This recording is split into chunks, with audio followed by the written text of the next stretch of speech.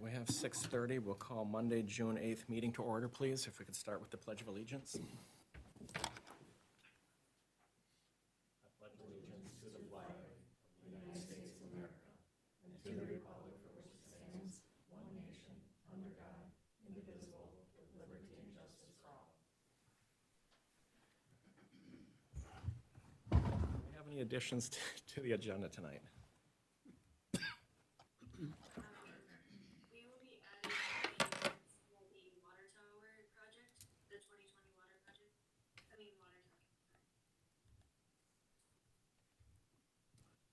All right. So I'll look for a motion, and if that's approved, Maggie, we'll make that 6-3. We'll look for a motion to approve the agenda with the addition of 6-3, the 2020 water tower project. So moved. We have a motion. Do we have a second? Second. We have a motion and a second. All in favor, say aye. Aye. Pose same sign. Motion carries 5-0. I'll open up for public comments. If there's anyone who would like to discuss anything that is not on the agenda, please come forward. If you could just please state your name and address for the record, Tom. Tom Stifter, 201 Westridge Road, Mayor, Minnesota. I guess this was the time I should have put this up here. But our Wednesday night car shows, I'd like to have those again, seeing what you think about them. Look like the COVID thing is lifted to 250 people outdoors. I think we're under that. If everybody agrees, I will continue forward. If there's discussion, go ahead. And then the 10th, we're meeting for the town celebration. And with the 250, I know you got concerns. I mean, there should be concerns. I'm thinking the festival part, this is me talking, we haven't had the meeting yet. Thinking the festival part with the children, they're too much touching. But of course, we can have a car show, have a cruise or something like that. You know, it'd probably be a smaller one, but I don't think it's gonna be full blown, but there'll be a little bit of showing the cars before the cruise, like at 11:30. That's just all kind of tentative, just to give you an idea. Any discussion on that would be, any input, I guess, would be good to take with me. We're having our meeting on the 10th, which is Wednesday. Public comments, generally, we don't give discussion on it. We listen Okay. and take it into consideration typically on our public comments. I mean, but I know you're meeting Wednesday, so if there's anyone who wants to add something for them to discuss. I know Maggie will be at the meeting. Okay, yeah, right. To help represent the city, just to, Yep. you know, to align just for the Yep. COVID stuff, the state of emergency, all, you know, everything's aligned. Yep. There's food, Department of Health, she can talk about all that. things Right, like that. okay, yeah. Yeah, that'd be downsized and, As far as the car show, I mean, if you could maybe touch base with Maggie, we can talk, it'll have to come back to council to close the road. Again, we would need that done. okay, and we might not have to do that this year, Okay. because we won't have the swap meet. But as So, long as yep. it's within the executive orders and 200. Okay, so as of right now, it's about a week, Concern, I'm but sorry. Again, I can't speak for others, but. Yep. So just as of right now, it's like a week and a half before we start our Wednesdays, and we get some advertising out there, and you know, with Facebook, we can have a ride in no time, so. We know the social distancing and keep Yep. people 6 feet apart, keep the cars 6 feet, I mean, the typical stuff now that is our new. Sure. New lives and, but touch base with Maggie on that and she'll make Okay. sure it's back to us for closing the All right. road. Okay, All right, thanks, Tom. Thanks, Tom. anything else? Oh, thank you. Keep in touch. Okay, thank you, guys. Maggie, What is it? Wait, Yep, I got that. To touch base with Tom. now that we're past approving the agenda, we can't go back and add anything about Fifth Street on there about closing and if need be, now that the agenda's approved, I assume? You could always, you could always just do an amendment. Is that acceptable? That's okay? I've never been in this We situation. haven't gotten very far into it yet, so we can, I would say we could just, take back the last motion and do. I'd say if it's acceptable to the person that made the motion and the second. seconded it to It's just to reopen it. It's just an idea of maybe throwing it on there just to close it if needed as they get, you know, I'd like to see the car show continue. So I'll amend my motion to add the possible closing of Second Street. Is it, Car show. is it Second? Was I saying Fifth? It was Second Street, right? Yeah. I'm sorry, yeah, Fifth Street is the one we're gonna talk about later.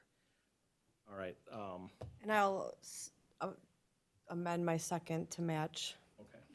Tice's change. So we have an amendment to the agenda to add 6-4, possible closure of Second Street for the Mayor Car Show.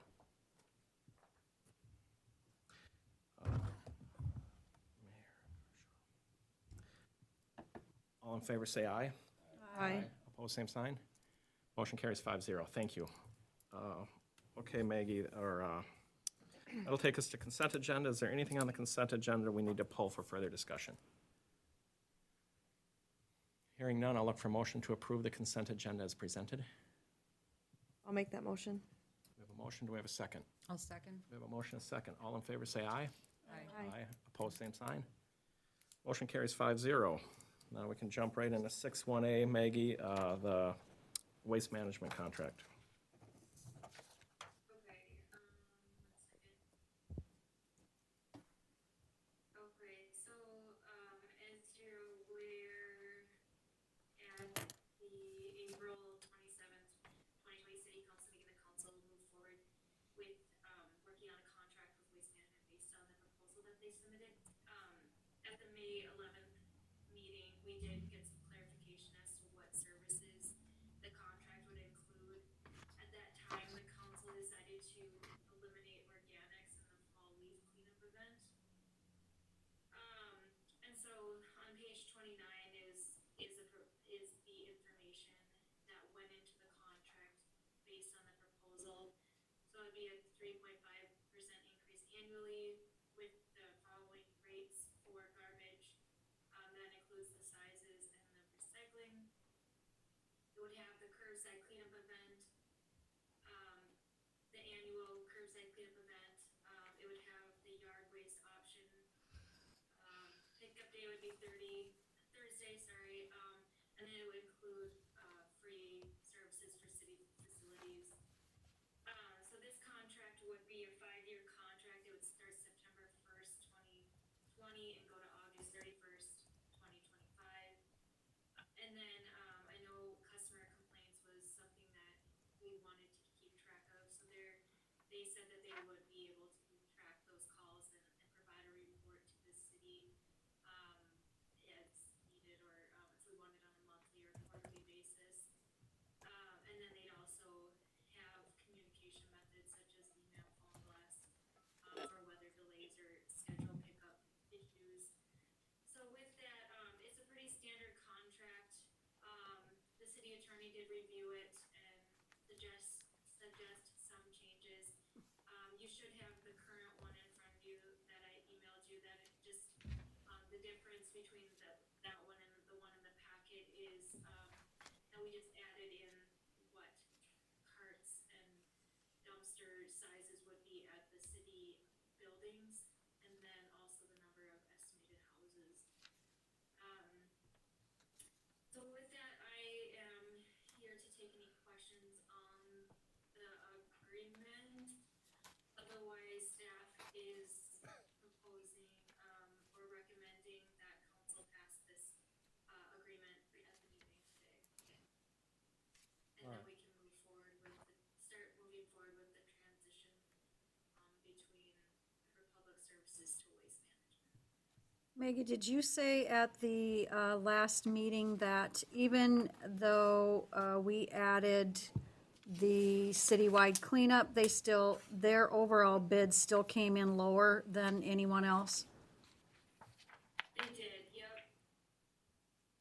I was just making sure I heard that right. Their bids with the city cleanup, with the fall cleanup, and with the, what was it? The leaf cleanup, all, they came in lower than everybody else, yes. Okay. But then we removed the organics and the leaf cleanup. All right, thank you. I have 2 questions, Maggie. This is Liz. under the residential unit curbside cleanup on Roman numeral 3, number 10, additional services. It says that we'll be able to dispose up to 3 cubic yards of acceptable waste and bulk items. Yep. I know, like this past Saturday, there were quite a few residences that had more than 3 cubic yards. So, Yeah, Republic Services has the 3 cubic yard limitation as well. But it does sound like, this weekend, some people went over that and Republic Services did pick it up anyways.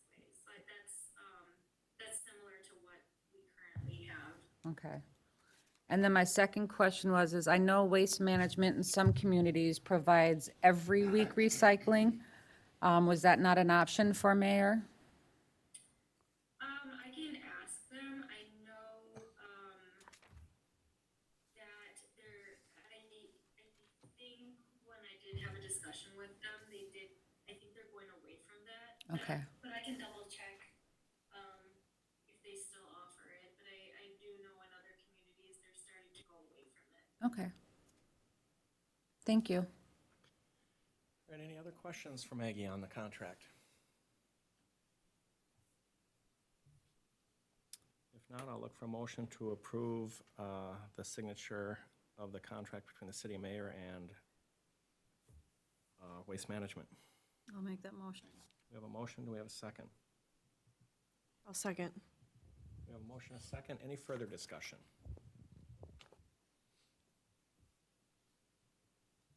Hearing none, all in favor say aye.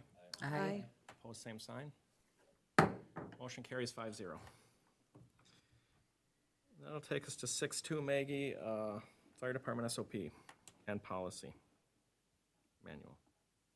Okay, so for a while now, it's probably been a year, the fire department, city administrator, and personnel committee, we've been reviewing the fire department's standard operating procedures and their policy manual.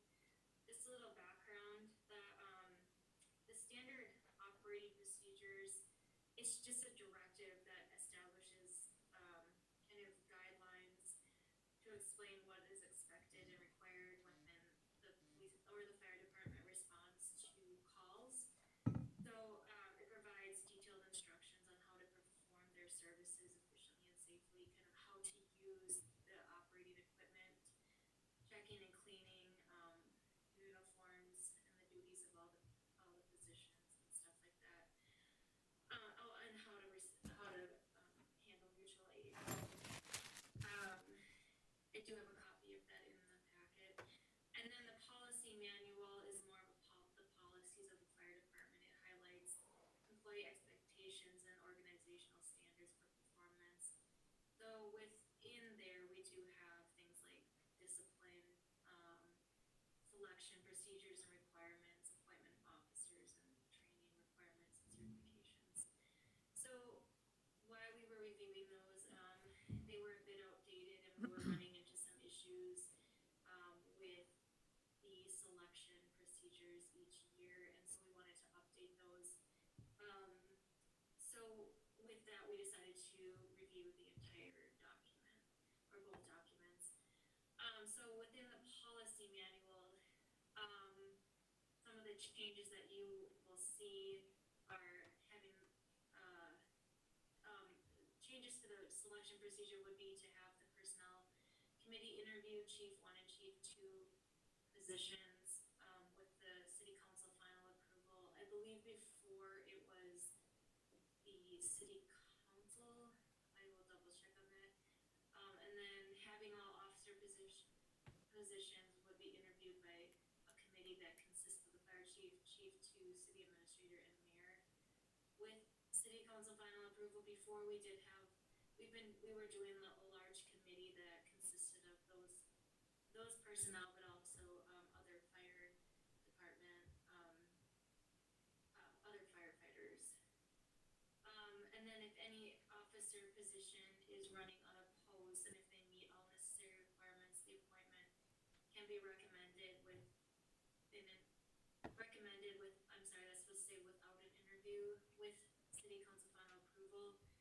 we were running into situations where, again, we were using that large committee, and there was concerns over just, if there were, if there weren't more than one, if there wasn't more than one person running, like, was it worth going through all of the trouble and of doing interviews? The fire chief would serve a 2-year term instead of a 1-year. Lieutenants would serve a 2-year alternating term, so they would alternate each other.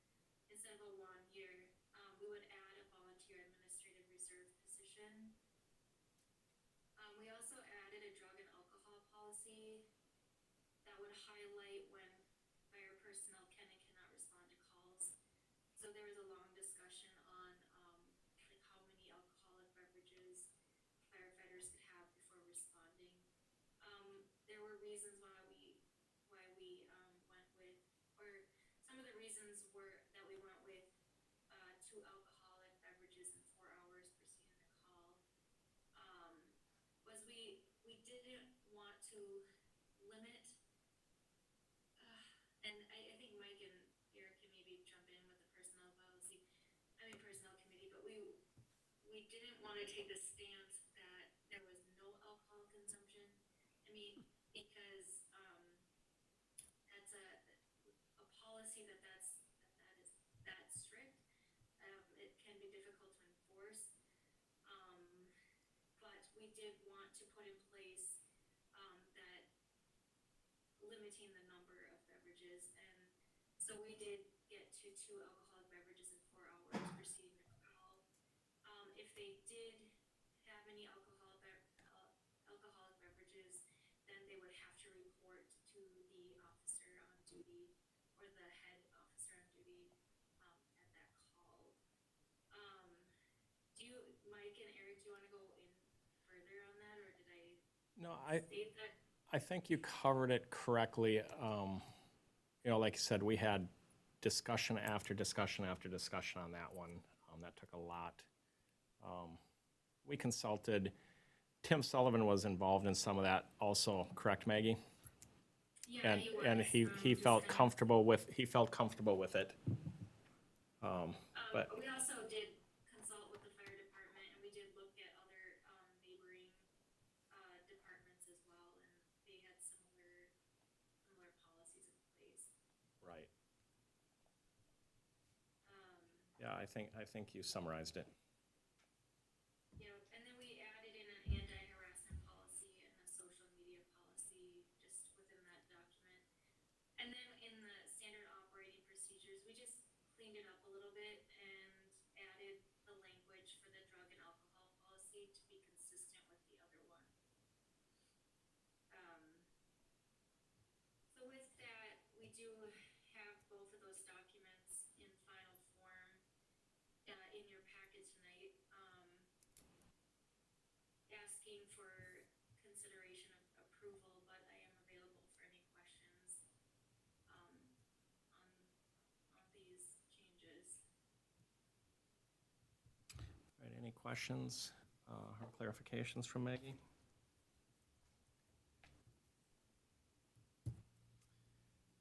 All right, hearing none, I'll look for a motion to approve the updated standard operating procedures and policy manuals for the fire department. I'll make that motion. We have a motion, do we have a second? I'll second. We have a motion, a second, any further discussion? Hearing none, all in favor say aye. Aye. Opposed, same sign. Motion carries 5-0. All right, 6-3, 2020 Water Tower Project.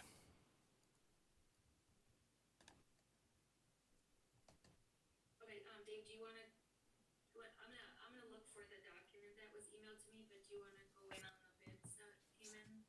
Sure, nope, we opened bids last Friday and had a good turnout. If you remember, we had given them the 2 options to either bid it as a project that would get done this year, or we gave them the opportunity to stretch it out into next spring if that would be more beneficial from a cost standpoint. The low bid was submitted by MK Painting Incorporated for $271,550 to complete the project this year. It's based on their preliminary schedule, they'd be looking to move into town the third or fourth week in July, if, weather permitting and all those other things. So our recommendation would be to award the project to the low bidder, MK Painting. And I'd be happy to answer questions if you have them. Any questions from Dave? Are you familiar with that company at all, or? Yes, and we don't have any concerns. I don't know if you do, Kyle. I relied on Old Ink and. Yeah. Yeah, you guys seem to be okay with them. Yep. Any other questions?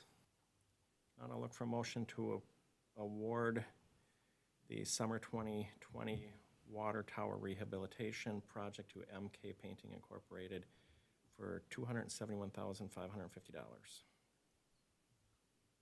I'll make that motion. We have a motion, do I have a second? Second. We have a motion, a second, any further discussion?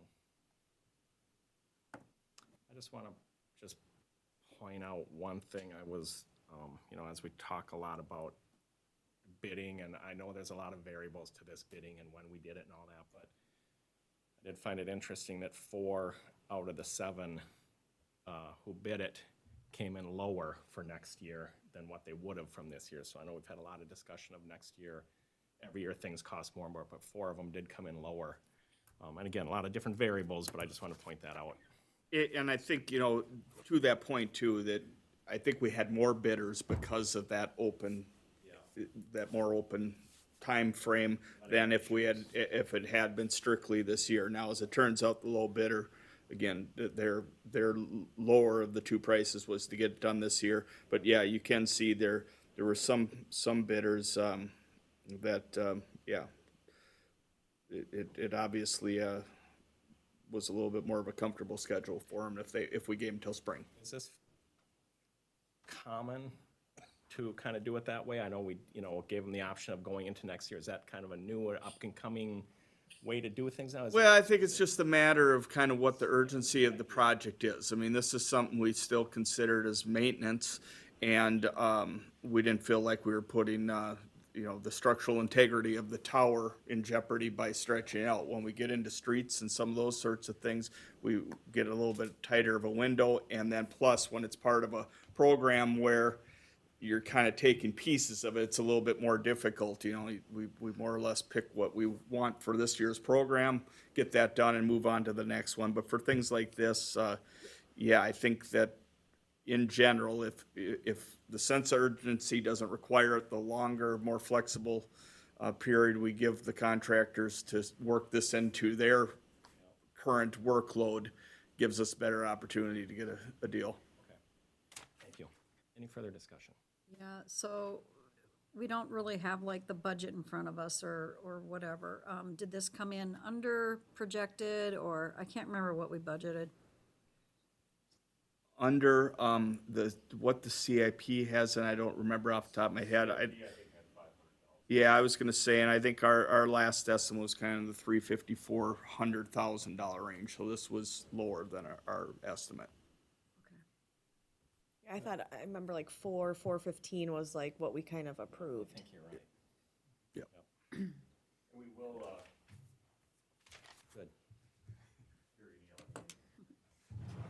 So we will have to take the tower out of service when we do the painting, so there won't be any water in the water tower, so we'll have to do another emergency watering ban, like we did when we painted the inside of the tower. Hopefully it doesn't take as long, it should take about 3 weeks, is what I'm being told, 3 weeks to a month, given weather and everything. So it'll be no lawn watering once again, so we'll have to, The water will go right from the In plant July. to the residents. yep. And then will you make sure you talk with the fire department? Yeah, yep, it went great last time, as long as the fire department doesn't open any hydrants, so. So when are they we starting? planning on doing this project? We would still have to confirm this with them. Their schedule allows for them to come in third or fourth week of July is the initial information we were given. So it'll be the month of August, but we want warmer temperatures too for the paint to cure. So it's kind of a double-edged sword a little bit. So that's why it kind of took a little longer for the interior to cure, because we started it in September and it got into October, November, and then it was getting colder and It'll be very important, Janelle, as people come in for new homes and laying sod, to give them that warning, a good advance that, either hold off, and if we have to extend some of their time, we will work with them, but let's really stay conscious of people laying sods and landscaping. Let's try to get it on social media as fast as possible, so that. Yeah, once we get a better schedule and everything, then Yeah, we'll we'll get get it a out there. pre-construction meeting set up, and we'll make sure we talk through the logistics of that and,